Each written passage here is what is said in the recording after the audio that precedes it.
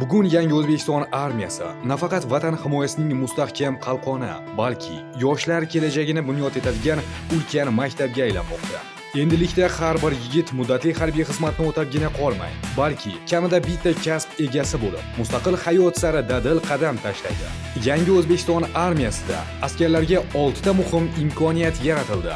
Harbiy xizmat davomida zamonaviy kasb egallash, kasb sertifikatini qo'lga kiritish, IT va sun'iy intellekt yo'nalishida bepul chuqurlashtirilgan ta'lim olish, xizmat jarayonida oliy ta'limga kirish uchun test topshirish, oliy ta'lim uchun xorijiy til va fan sertifikatini olish xarajatlarini to'lab berish va foizsiz ta'lim krediti bilan qo'llab-quvvatlash, kitobxonlik tanlovida g'olib bo'lib elektromobilga ega bo'lish va xizmat muddatini qisqartirish imkoniyati. Yoshlar o'z qiziqishlaridan kelib chiqib, 50 dan ortiq kasb hunarlardan birini egallaydi.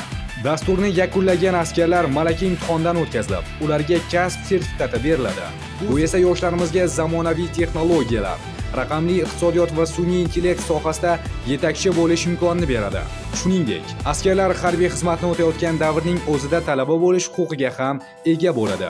Ya'ni, muddatli harbiy xizmatchilar harbiy qismning o'zida oliygohga o'qishga kirish uchun imtihon topshirishi mumkin. Test sinovlaridan muvaffaqiyatli o'tib, talabalikka qabul qilingan askarlarga onlayn tarzda o'qish uchun shart-sharoitlar yaratiladi hamda ular muddatli harbiy xizmatni yakunlab, oliy ta'lim muassasasida o'qishni davom ettiradi. Yana bir muhim jihat: armiyadan qaytib oliy o'quv yurtlarida tahsil olmoqchi bo'lgan yoshlarga xorijiy til va fan sertifikati olish xarajatlari qoplab beriladi.